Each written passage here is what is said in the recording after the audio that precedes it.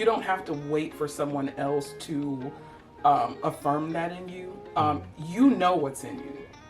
Whether you always don't need someone to tell you. I knew that there were capabilities in me that Miss Nolly saw. She was the catalyst. She was the person that really was able to pull them out. But I also think that you matter. And I think that that's also one of the reasons why I was so quiet. Sometimes we don't feel that we're valued, and so we're quiet or we're silent and we pull back. That's what I did. In all settings, I didn't think that, this friend group would value me. I didn't think that my teachers valued me. And so I guess my message to them would be, you matter. You have value. And as you grow, don't wait for anyone else to affirm it. Find your value in the Lord. I'm always going to say that I love Jesus, and I unapologetically love Jesus. So that's always going to be my message. But you don't have to wait for that affirmation from the outside. Just live your brilliance.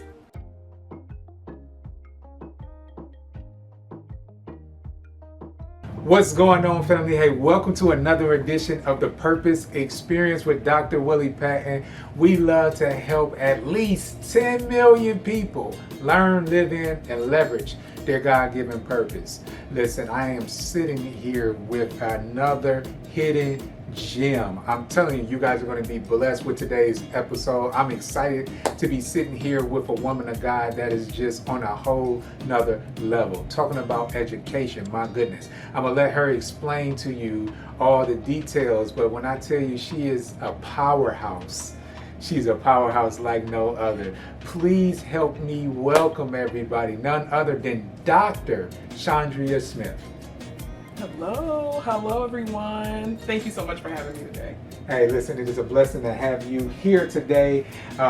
One of the reasons why I wanted to have a conversation with you is because I believe it's very important for, and particularly women, right, Black women, to see someone that looks like them, or to listen to the story of someone who they can relate to, who's doing something fantastic, yet doesn't have to be an entrepreneur.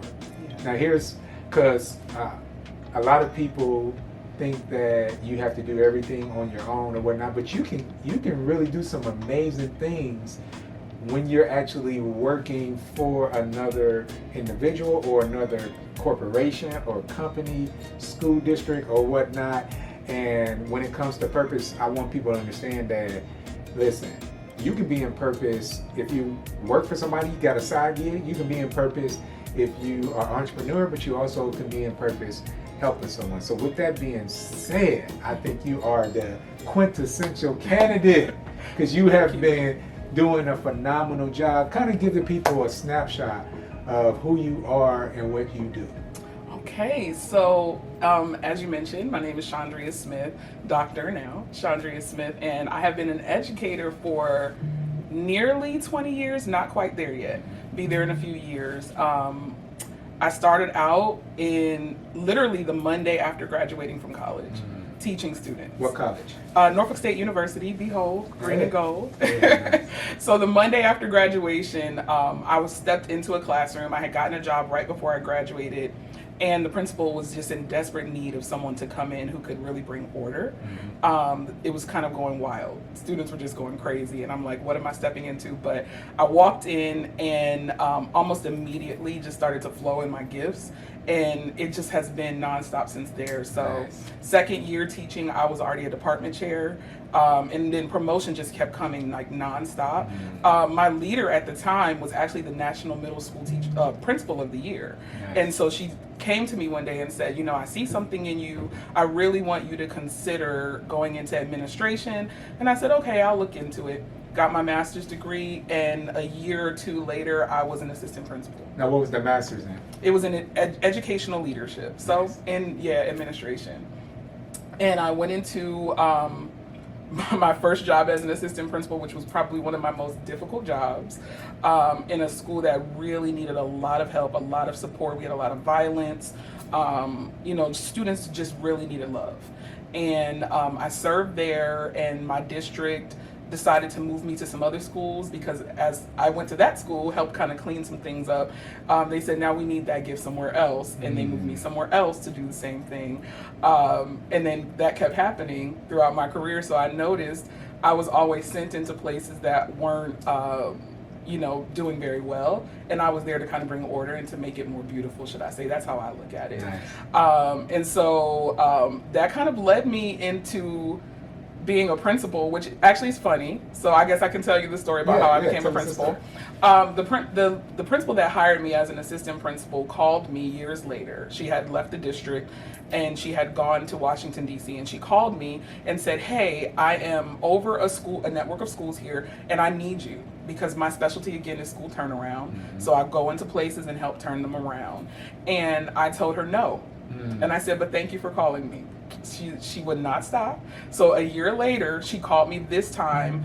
I was at work. I was an assistant principal again, and she had her entire executive board on the phone with me. And they're like, listen, you didn't listen to her last year, but we really want you to come here. We need your skill. Come to DC and help us because we need some turnaround in some of our schools. I said, I'll think about it. And they said, we'll pay for you to come up here, spend a few days, tell us if it's what you want to do.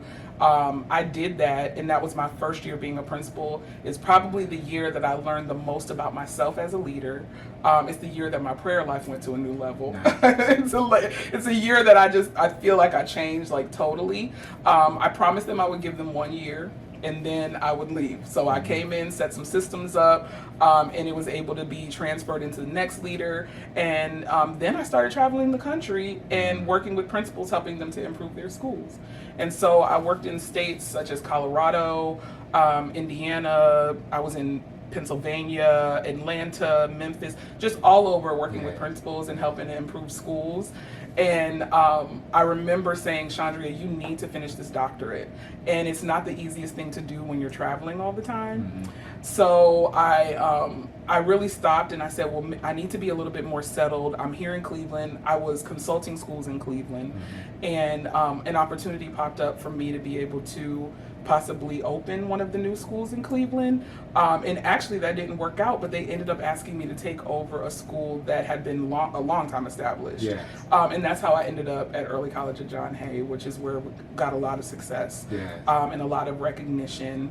And that leads me to where I am today, which is I'm back working with principals, helping them build schools all over the country, coaching principals, mentoring them, and helping them to create schools, particularly anti-racist schools across the U.S.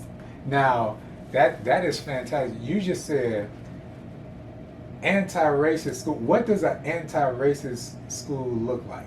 So anti-racist schools are schools that are built to really disrupt the systems of oppression that have held so many students of color back for years. Mm-hmm. It can look a variety of ways, but our goal is to really help these principals build schools that, again, disrupt those systems. They're not the status quo. They're probably not going to be your traditional school. You walk in and you just feel all the kids facing forward, teacher teaching, kids don't say anything. It's not going to be those types of schools. They're schools that are rooted and grounded in restorative justice. So instead of just kicking kids out of school when they're suspended, there's processes to help them learn about the behaviors so that they're not out of the building and they can stay in and learn. Yeah. There's just a variety of things that they're doing, and so that's where I am right now, helping them build those schools. That is great. Yeah. Now, tell us a little bit about your story growing up. Like, how did you get to the point where you discovered, hey, I am called to be an educator? So it's actually funny. I'm an only child, but I was always the one pulling everyone together, telling them, I'm going to teach you. I'm pulling out books, acting like I'm a teacher. I'm always in a situation where I'm trying to teach my friends something or organize something. I'm bringing little singing groups together in the neighborhood or, step teams together, whatever it may be. And so I always knew I wanted to be in education, but I really started to understand how much I wanted to be an educator in the third grade. The third grade is where I met Cherie Nolly. So she was my third grade teacher. I have always been pretty quiet, surprisingly. I've always been really quiet. And when I got into the third grade, I was placed in courses that were very low level courses. Because I didn't talk, they didn't think I knew what was going on. And so Miss Nolly looked at me one day and she said, you're not supposed to be in here. And she made them test me, and they actually found out I was gifted and advanced. But no one before her took the time to actually look at me and say, maybe we need to actually dig a little deeper. Just because she doesn't talk doesn't mean that she doesn't, that she can't perform, should I say. And so she kind of yanked me out of that class, put me in a place where I needed to be that was more challenging. And then she also looked at me and said, I know you're quiet, but I'm pulling you out of your shell. And I said, okay, Miss Nolly. She put me in a citywide production of Annie. So she literally made me do something I probably would have never done before. Yeah. I'm singing, I'm dancing, I'm acting, and I'm in front of the entire city doing it. And since that day, I just wanted to be that person that could do that in someone else's life. And I think that's what catapulted me into education. Oh, what a fantastic story. That just shows you just how important it is for just the influence that we have. And you never know who you're pouring into. We did an interview with Larice Purnell, and he had mentioned the fact that individuals don't know when you're teaching that you may be teaching the next Dr. Martin Luther King. Right. Or you never know who it is that you're pouring into. And so I love it when I hear stories about teachers or educators who are going above and beyond, who's helping students really tap into the greatness that's within them. Because I understand that there's a system that the school has per se, but unfortunately the system at large is very antiquated, and it don't really pull the greatness out of most of the students. So I commend her. What's her name again? Cherie Nolly. Cherie Nolly. Shouts out to Cherie Nolly, to all the Cherie Nollies that's out there in the world. We just want to let you know that we appreciate you guys, that your good work is not going in vain, because you're pouring into some students that they're going to flourish and blossom in a beautiful way. And I just thank God the way that you have blossomed, even in the short time that I have watched you in ministry. Like it's a beautiful thing to kind of watch you navigate when you serve in ministry, but to also see how God is using you in marketplace ministry. Kind of talk to me about how it is to minister in the marketplace, and particularly when your marketplace is not the traditional corporate America type environment. Like how does that flow for you? So for me, it actually flows very easily because I believe that every assignment that I've been given in this lifetime has always been to really restore order and to build people up. And so I can do that in the church, but it's also what I do when I'm building students in my high school, when they're coming to me about their problems, or when I see that I need to help build them, with their financial literacy, whatever it may be. All of those things that I'm doing really are core to what I feel my purpose is in life. And so that transcends just the church walls. It goes outside. And so, so I think in essence, I'll say in short, the work that I'm doing in the school really is kingdom work. Because I'm taking kingdom principles and I'm applying them on a daily basis, loving on people, building them up, speaking life into places where there has not been life. And that's been what I do. And although I may not be able to, pray with people in my setting, because of course we know separation of church and state, I believe that when people feel the love, they feel the love of God. And that's always been my prayer, is that as a leader, as a teacher, as a mentor, as a coach, that people would feel God's love, and then they will want to say, there's something about you. Then it opens the door for me to go back into the ministry piece. But in the marketplace, I think that I just take what I already know from what I do inside the church walls, and it just goes out into the marketplace, and I do the same thing. Excellent. Now, I kind of want to go back a little bit to when you mentioned that you were in the third grade, right? To those who may be listening, there may be a young lady that's listening to this podcast, and they may be in a similar position that you were in, as far as their talents and giftings is being overlooked, right? What would you say to her? Like what would you say to that young girl? I would say you don't have to wait for someone else to affirm that in you. You know what's in you. Whether you always don't need someone to tell you. I knew that there were capabilities in me that Miss Nolly saw. She was the catalyst. She was the person that really was able to pull them out. But I also think that you matter. And I think that that's also one of the reasons why I was so quiet. Sometimes we don't feel that we're valued, and so we're quiet or we're silent and we pull back. That's what I did. In all settings, I didn't think that, this friend group would value me. I didn't think that my teachers valued me. And so I guess my message to them would be, you matter. You have value. And as you grow, don't wait for anyone else to affirm it. Find your value in the Lord. I'm always going to say that I love Jesus, and I unapologetically love Jesus. So that's always going to be my message. But you don't have to wait for that affirmation from the outside. Just live your brilliance. I love that.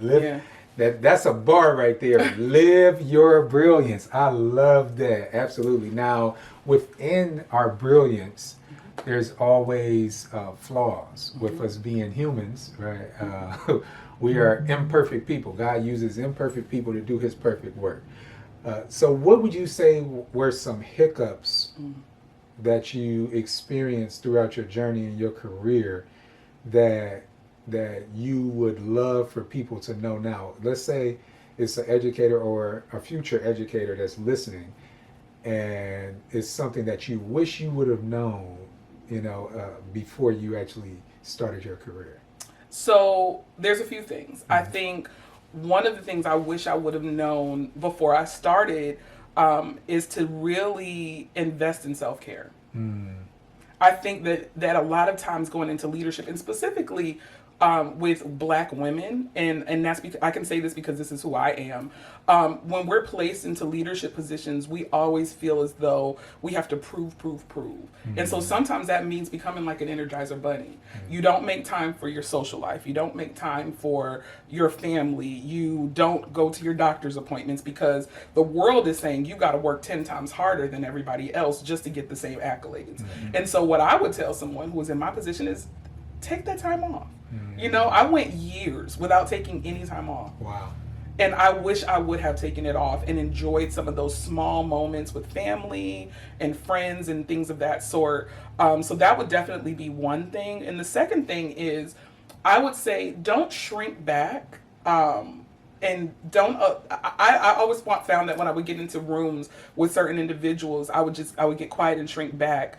Because I didn't want them to know I was intelligent. I didn't want them to know that I knew the answer, because sometimes that creates a bullseye, when people start seeing, oh, she is gifted in this area or she's not. And I would shrink back, especially in rooms that I didn't feel that I belonged in at the time. And so I would say don't do that. Allow who you are to shine in whatever room that you're in. And no matter what it may feel like, no matter what it feels like. So that would be my two things. Now, what is like a myth about what you do that you would like to debunk? Like, is there any myths about your line of work or your industry that you would love to debunk? Yeah, I think that particularly being in leadership and education, there's this myth that you just sit in the office all day and you don't really do anything else. You collect a check and you just tell people what to do, but there's so much more to it. It's so much more complex. You are literally taking on the role of a mother, a sister, an auntie, a therapist. I mean, you literally take all of that and you also carry those things home with you. Yes. So for years, people thought that I was just sitting in the office doing nothing, but they didn't know the moments where I'm literally counseling a family on the phone because there's something going on there. I've kind of switched into gears of like the counselor, or when a child is coming to me who's being abused and I have to, kind of take on that burden but still help ease them through this moment. Right. Or when I've got so much pressure on me because there's things coming from the district, there's budgets to be able to balance, there's people to be able to manage, morale of staff to be able to manage, and just the overall culture. It's such a complex job that it can't be reduced to just being in an office. And so I have so much respect, although I'm no longer in the school environment, for anyone who's in there, from teachers to principals, custodians, everyone who's in a school really puts on so many hats. Yes. And so I think that would be the thing I would want to debunk. We do a lot. Yes, they're not just sitting on their hands. No. Everybody, they do a lot. Yeah, and I commend you guys. Our pastor, says something that I agree with. He echoes this sentiment that I just feel is so true, and that's the fact that amongst police officers and firefighters, educators, teachers are one of the most underpaid professions in the world. And I was telling you, not at the time that we're recording this, I just recently got back from New York from going to a retreat with my son's school, and I was just watching the teachers and the educators navigate, throughout the entire time we were there, and they were just pouring and loving on the kids, and it's just so much more that you guys do, and I appreciate it tremendously. So I commend you. Hey, the Purpose Experience, we commend all educators and all teachers. But man, I was thinking about this because I believe that it's something that we don't ask you that may need to be asked. What is something that I didn't ask during this time we've been talking that will be beneficial for the listeners to know? And whatever comes to your spirit, it can be something personal, it can be something as it relates to your career. But what is something that I'm not asking you that may be beneficial for us knowing? So I think that if I could offer anything to add to this moment, I would offer this piece of information. I was running from going into leadership. And I was running because I was comfortable. And so I know that there are people out there who are comfortable and they're not really walking in the fullness of who they really can be. I remember I had bought my home, I was enjoying life, had my master's degree. I didn't have any responsibility on me because I wasn't the principal, I was the assistant principal. So I could go home at night. No one was calling me in the middle of the night when something happened in the building or a pipe burst and things of that sort. And I said, you know what, I don't want that level of responsibility. But there was so much more in me that needed to come out. And I learned on this journey that sometimes purpose isn't comfortable. It's not. It just isn't. And so if I could offer anything into this, this moment, it would be for those people who are just comfortable, but there's more in you. Don't stay in that place. Because you could literally be giving up an experience of a lifetime. Like, I look now and I'm thankful for the principal that pulled me and said, nope, there's more in you. I need you to lead my school, because that kind of put me on that path to school leadership. But I probably wouldn't be in this position right now had I just stayed comfortable. I'd still be sitting in that school years later. It'd probably be now, I think 12 years now, I would have been an assistant principal, or 13. And I would have never walked into this amazing journey that I've had. A lot of the awards, a lot of the accolades, a lot of the experiences in my own personal growth came from me stepping out of my comfort zone. So I say step out. Step out. Listen, you hear it. I don't think I can put it no better than that. Step out. As a matter of fact, you can't do anything if you don't at least start it, right? You got to take every journey starts with a single step. Right.